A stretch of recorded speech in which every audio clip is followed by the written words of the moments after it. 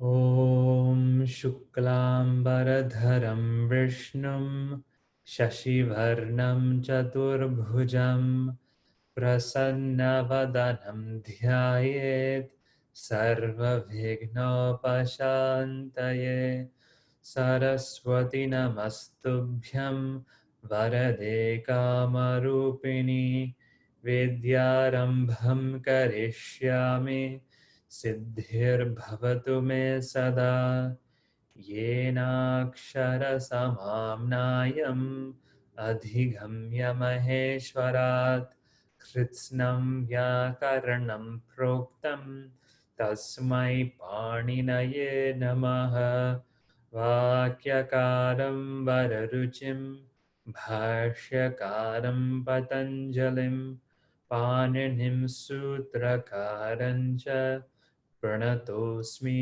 Munitrayam Vagarthaviva Sampraktau Vagarthah Pratipattaye Jagatah Pitarau Vande Parvati Parameshwarau Om Shanti Shanti Shanti Hari Om Shri Gurubhyo Namaha Hari Om.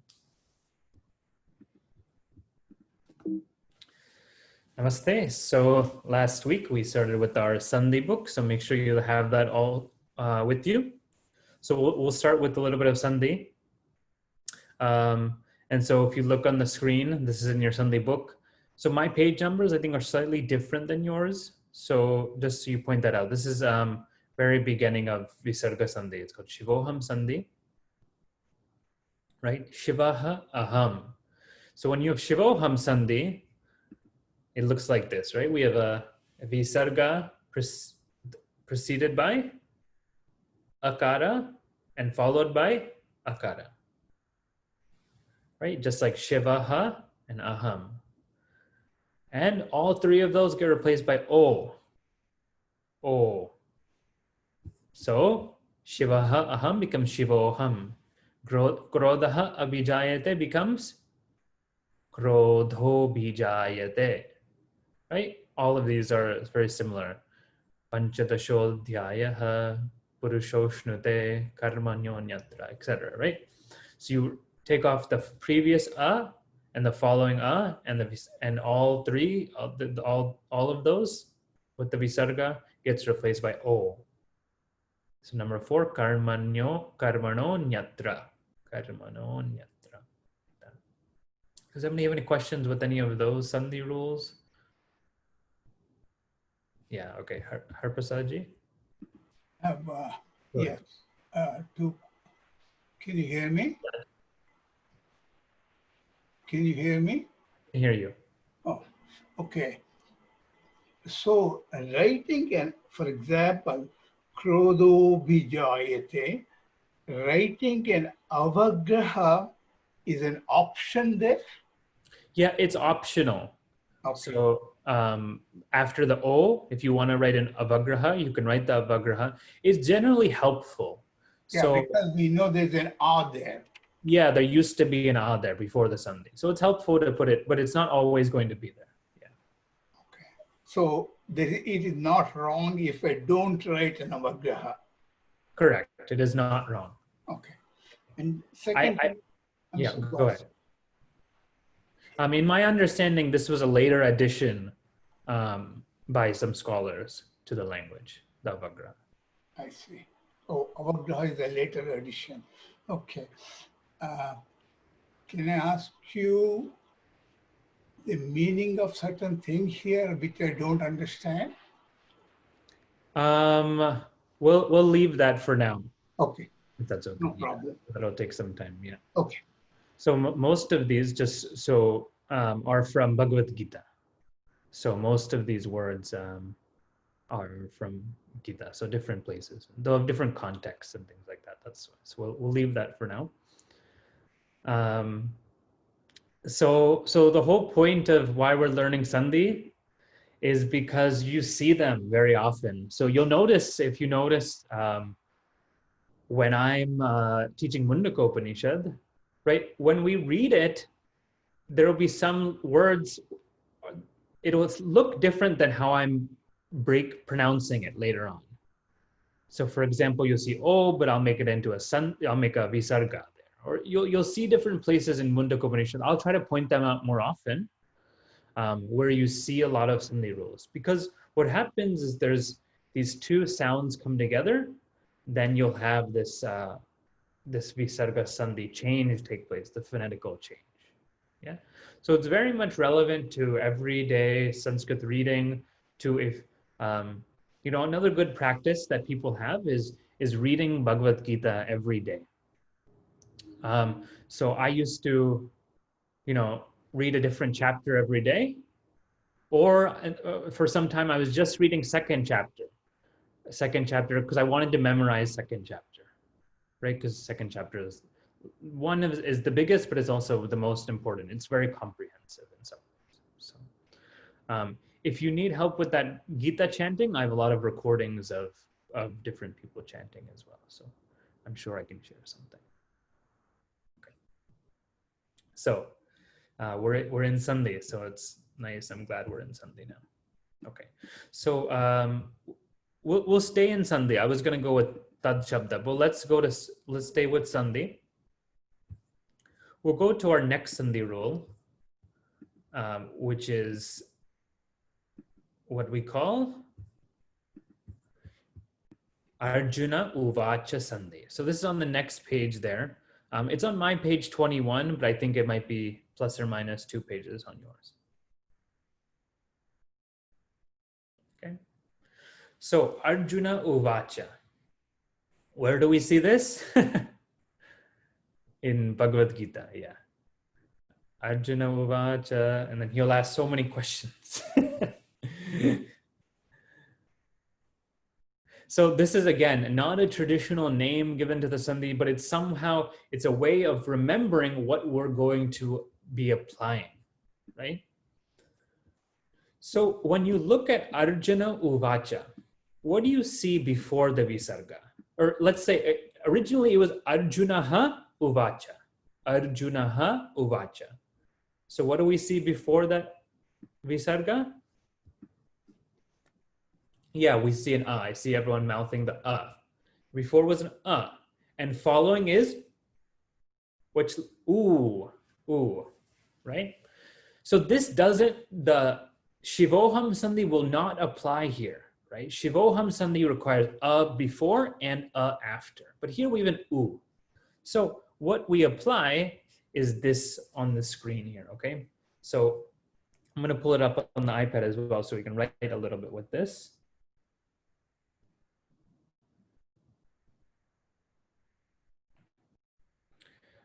So what you want to see is the Purva letter is Akara, right? Just like we were saying, Arjunaha Uvaca, that Purva letter is going to be Akara.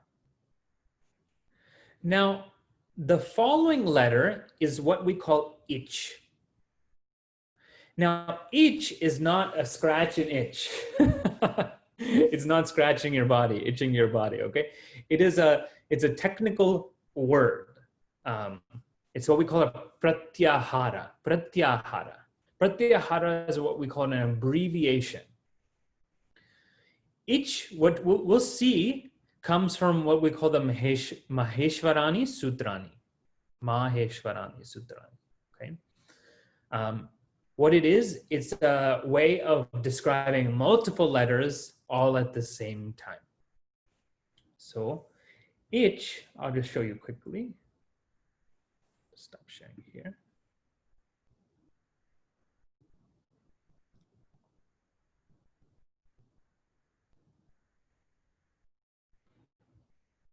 So again, we're gonna go in depth of what Mahesvara Sutras are, but I just want to show you quickly before we start looking at this Sandhi.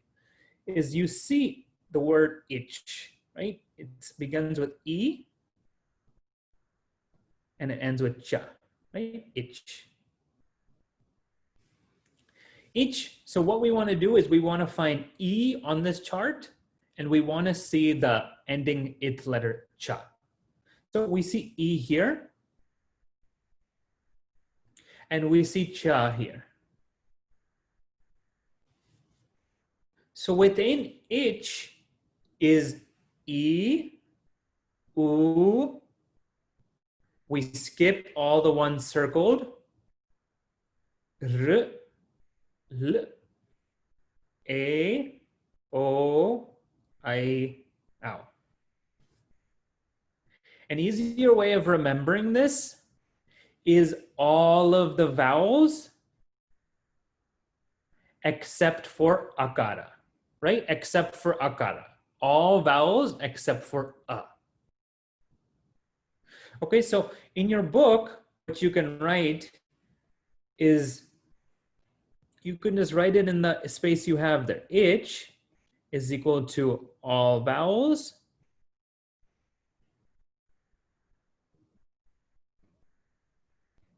other than short a. Well, you actually don't need to write it because it's also right here. I'm noticing that now. Right, it's also right there on the book. So any vowel other than ja. What we need to notice, it says a or ich, okay? So it can be long akara. It can be long a. So it's a or that ich is the following letter after the visarga. Okay? So when the visarga is preceded by short akara and followed by a or ich meaning all of the vowels except for short a, then that visarga goes bye-bye, right? It's erased, it's elided. Elision just means erased or removed, right? So now we get it, right? Arjuna Uvaca. We have visarga preceded by a and followed by u. U is part of ich. So that visarga goes away, then it becomes Arjuna Uvaca, right? We can see that in these examples on the right side of the page. So you see that in example number 4. So Arjuna agachati, right? Agachati means comes, right? So Arjuna comes. We have visarga preceded by short akara. So let me do this hand, right? Preceded by short akara and followed by akara. Akara, right? Akara is part of this rule. So we elide or we remove that visarga. So Arjuna agachati becomes Arjuna agachati.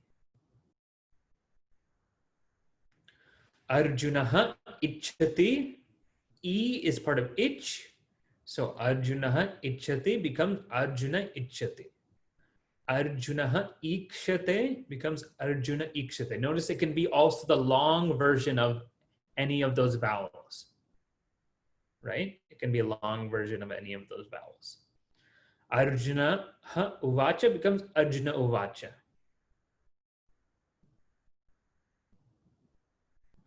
Okay, does anybody have any questions with this rule? Arjuna Uvaca Sandhi. What did we learn last time? Shivoham Sandhi. Shivoham Sandhi is you have 2 short akaras. Here we have Arjuna Uvaca Sandhi, we have a short akara, and any other vowel, including, so akara onwards. Akara onwards. So let's do a little bit more practice. So you can notice here, right? There's some more examples that they give. R, right? R is a vowel. I know it sounds like a consonant, but R is a vowel. So Arjuna Richati becomes Arjuna Richati. Then we have all the diphthongs. Arjuna Eva becomes Arjuna Eva. Arjuna Aikshata becomes Arjuna Aikshata. And then Arjuna Oshadhi becomes Arjuna Oshadhi. Okay.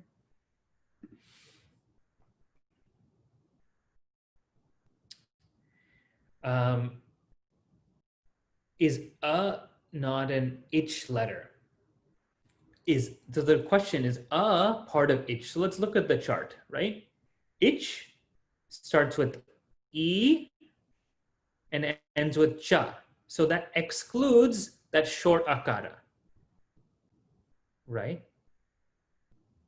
So it excludes that short akara. So it's just all the vowels except for that short. And they also want you to include akara, okay? So just note that we have to include akara, long akara. Yeah. So yeah, akara is not an ich. Akara is not an ich because technically this short here will include long a. Okay, that's why we have to specifically mention it. Ich and akara, because akara is not part of ich technically. When you have these on this chart, Mahesvara Sutra, they also stand for the long versions of themselves and the nasalized versions of themselves. Okay. So when we exclude a from ich, we also exclude a from ich. That's why we have to mention it specifically. Ich and a. Okay? If someone's tuning in for the first time, they'll be like, what is he talking about? Ich and a and this and okay. So there's a question from before.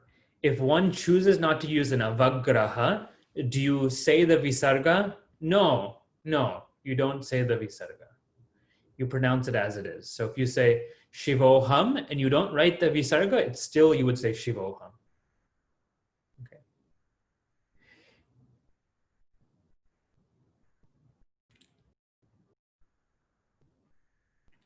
How about long E, like an ikshite? Yeah, let's look at an example. Like, okay, let's look at number 3. Ramaha ite. Ite. I'm not even sure what ite means, but it's a fun word to say, to be honest. Okay, ite. Ite means, no, I mean, ite is starting with long ikara, right? So we visarga preceded by short a and followed by e. E, we include into ich, right? Because they stand for the long versions of themselves. So because it's part of ich, the visarga drops and we get Rama ite. Just Rama ite. Okay, visarga drops. Rama ite. So any of these. Next one, Ramha unnayati becomes Rama unnayati. You just don't say the visarga. Ramaha urnoti, number 5. Rama urnoti.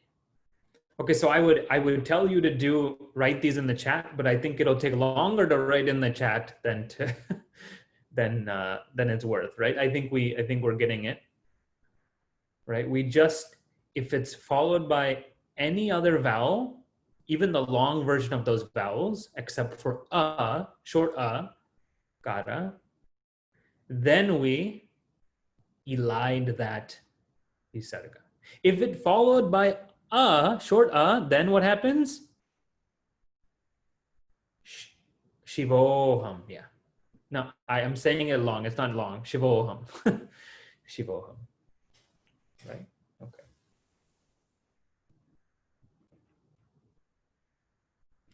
And applying the sandhi. Okay, so let me say one thing. Okay. Yeah, let me, okay. So here it says resolve the visarga sandhi. Now you'll notice in Vedanta class, I will call this breaking the sandhi.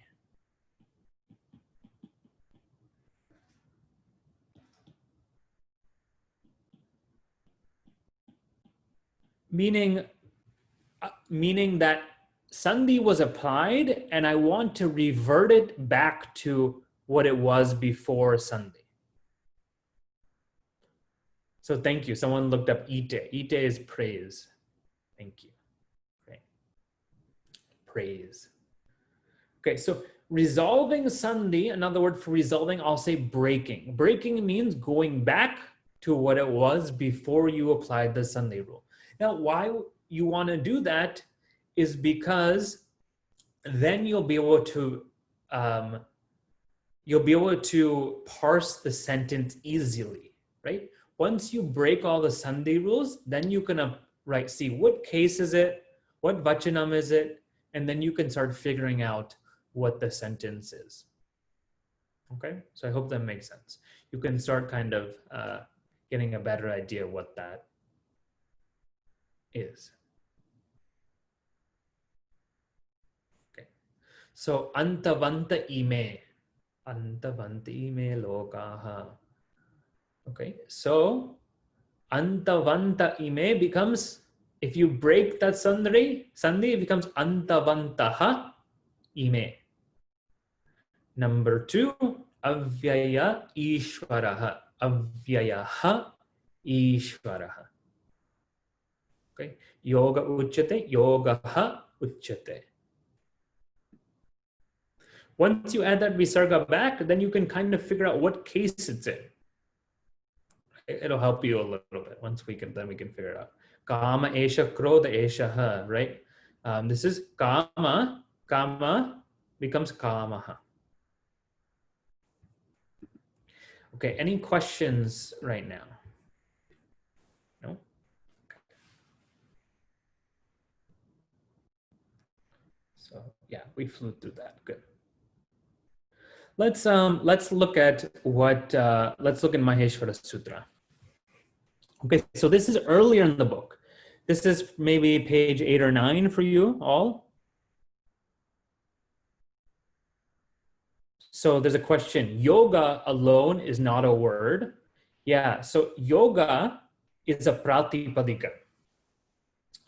Yoga itself is a pratipadika. So if it needs to be declined. So yoga ha ujjate. So yoga by itself is not a declined word. It's a pratipadika. But when we speak in English, we often will use the pratipadika. Right? Because you don't need the declension because it doesn't fit in English, the declension, right? You don't need to say the object of the sentence. So for example, we say Brahman. Brahman is the pratipadika. So you either say the 1-1 version or the pratipadika. So that's why in English, we often say yoga. I'm going to yoga class. Yoga, in that context, it's fine to say yoga. But when we're saying it in Sanskrit, when we're meaning in the Sanskrit context, you have to decline it. Okay, so there's a question. What is a plus ash? Yeah, we'll talk about that in the next class. So that's what we call guna guneshu sandhi. We'll cover that in the next class. I want to give bite-sized chunks right now, because my experience is if I feed too much, you get too full and I get too full. Both of we get, it's not a good sign. So we'll do guna guneshu sandhi. I wanted to talk about Mahesvara Sutra because this is really important. Okay, so this is page 10 in the book. Page 10.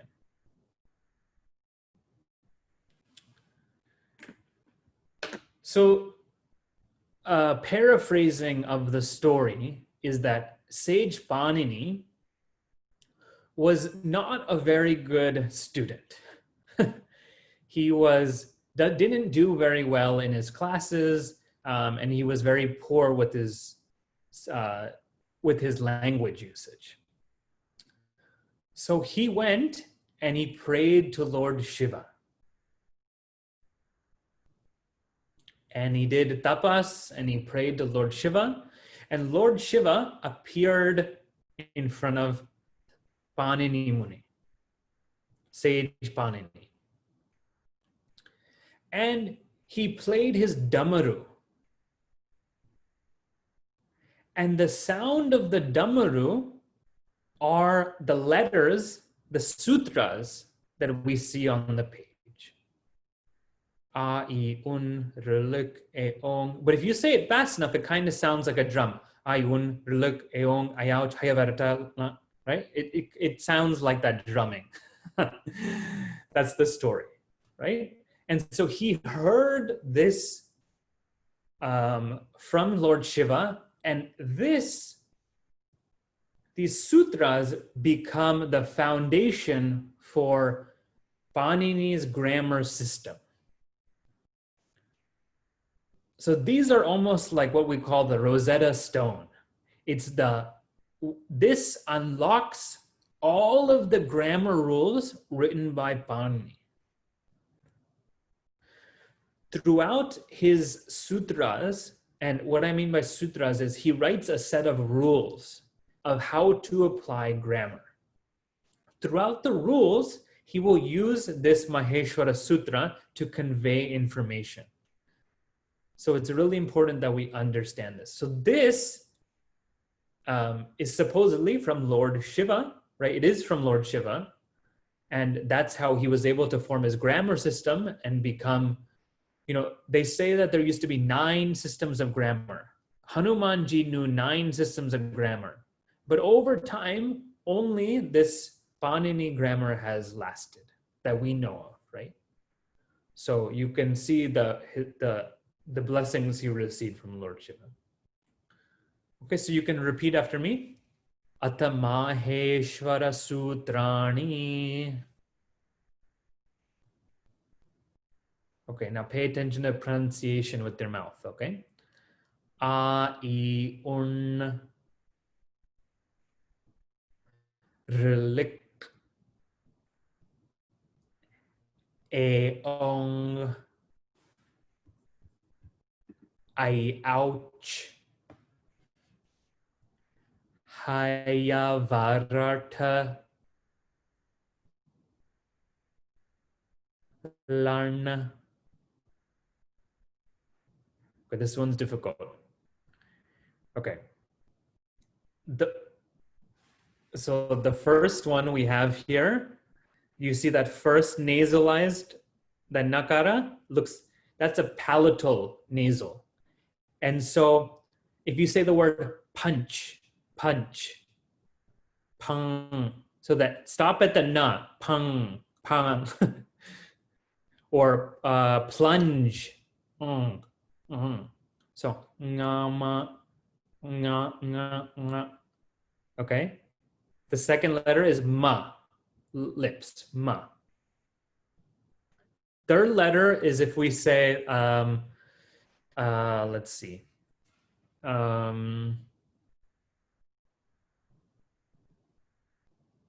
Like if we say,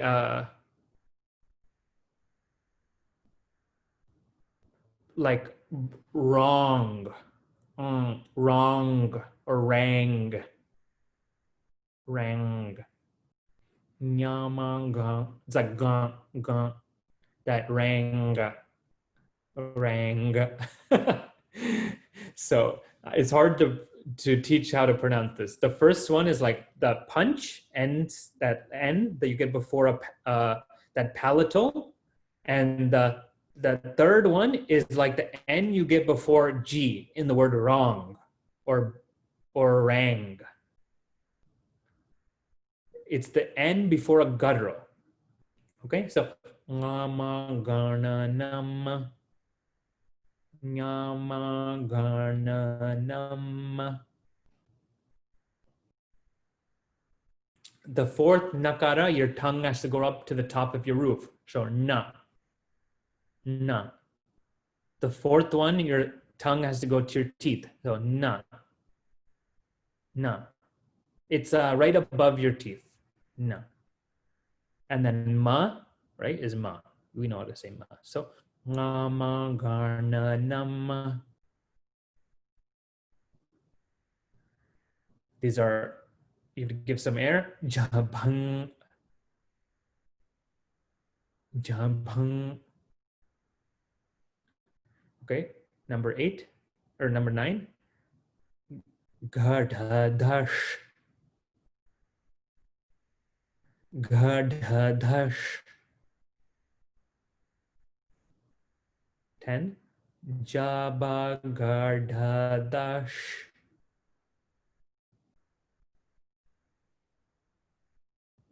Jabagadadash.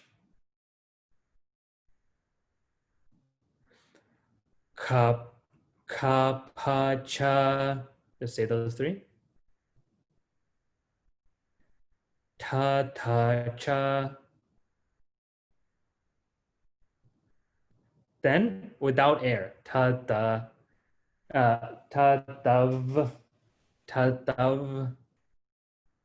So it goes kapacha tatacha tatav.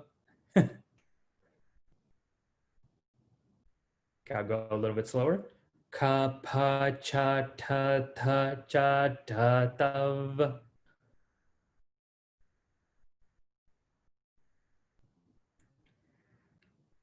Kapai. Kapai. Sha sha sar. 14. Hal. Iti Mahesvarani Sutrani. Okay, is there any of these numbers that were more difficult? Number 1 through 14 that were more difficult? I mean, we'll do this a lot, so you get a lot of practice. You'll be able to hear it quite often.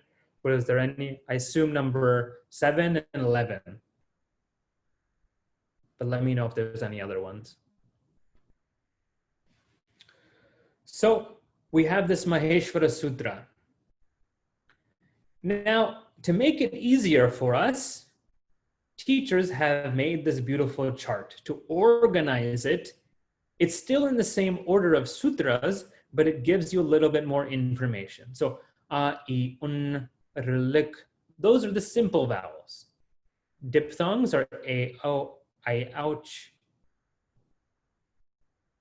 Right? So it tells you on the left side, it tells you a little bit more information. Here's the bigger categories: vowels, soft consonants, and hard consonants. Then you have simple vowels, diphthongs.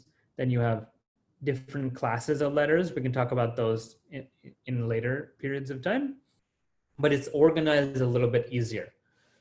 Now, the point I want to make here is that this chart helps us to make what we call pratyahara. So this is on the next page.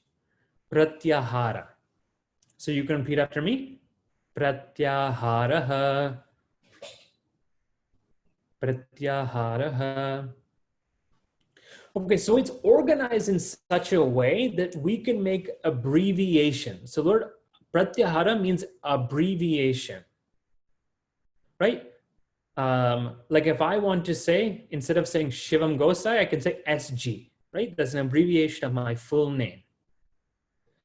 Similarly, that Mahesvara Sutra allows us to abbreviate whole groups of letters into simple 2-letter forms. Okay, so I can discuss a whole group of letters by just saying just saying 2 letters, I can include a whole group of letters. So this is like, before there was coding, this is the original coding. You can convey a lot of information with just a little bit of data. Okay.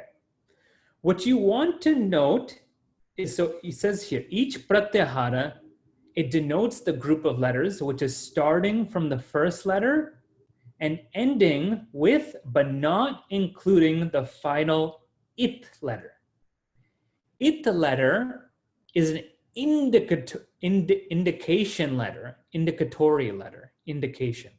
It's all the ones that are circled here. These are all called it letter. They give us indications. So we have to look at the first letter and the last letter, but not inclusive of the last letter. Okay? So for example, if I want to see the pratyahara jai, jai, right? Jai. The first letter of jai is ja, and the last is yakara. So then I look at the chart. You see ja here, which is a consonant, fourth of the class, and yakara, which is all the way down here. You want to look for the yakara in the circle, the ith letter. So when I say jai, I am including fourth of the class, third of the class, second of the class, and first of the class. So I'm including all consonants except for semivowels and the nasals. Okay? It includes all of those letters. It includes ja, bha, ga, right? We don't include the it letters, which are circled. Ja, bha, ga. It includes da, da. It does not include sha, ja, ba, ga, da, da. Ka, pa, cha, ta, ta, cha, ta, ta, ka, pa. It includes all of those letters by just saying jai. For example, we saw ich. Ich, we look at the first letter E, and we look at the it letter cha, not inclusive of chakara. We get E, U, R, L, A, O, I, O. Those 8 letters. Okay, with that, we'll finish with Mahesvara Sutra. I mean, we'll continue with that our next class, but if you have any questions, you can let me know. Your homework is to do this in the Sandhi book. Numbers 1 and number 2, as far as you can go in number 2, please do as many as you can do in that number 2. It's on that next page there. So really focus, if number 1 is more difficult, focus on number 2. So for example, ak. Ak is a, I, U, R, L. All the simple vowels, and there's 5 of them. So the number, the type, and the actual letters. You want to list the pratyahara. Okay? Om Shanti Shanti Shanti Hari Om Shri Gurubhyo Namaha Hari Om. So we'll come back in 5 minutes, 8:12. If you have any questions, you can still let me know. I'm still here. Yeah. Yeah, go ahead. In the Mahesvara Sutra, the n is coming twice. So which one to pick? Yeah. So when we see, so if you look at here, this one and this one, right? Yeah. If you look at the star underneath the page, at the bottom of the page, do you want to read out loud what it says there? In the chart, the letters are circled, it letters, is that the one? No, so the next one, I'll show you. Okay. Oh, I see, Arni is used from, okay, I see that now. The Arni is usually formed with the first and na. Yeah. So an is usually formed with the first nakara. There's only one sutra that uses the second nakara. So by default, we want to take it with the first nakara in the chart. So you see how there's 2 nakaras circled? Yes. Or there's 2 nakaras on this, in here. We have one up here, and we have a second one here. Right? So when we say an, we usually want to use that first nakara, except there's only one occasion where we use the second nakara. That makes sense. Mahodaya, can I ask a question in the same regard? Yeah. Go ahead. So the sutras are in this chart. So which is the sutra in which an followed by the second na is, which sutra is that?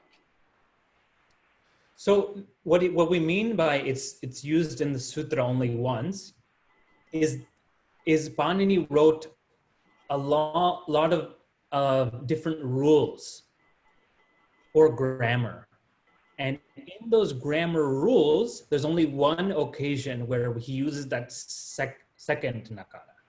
Oh, it is not one among these 14.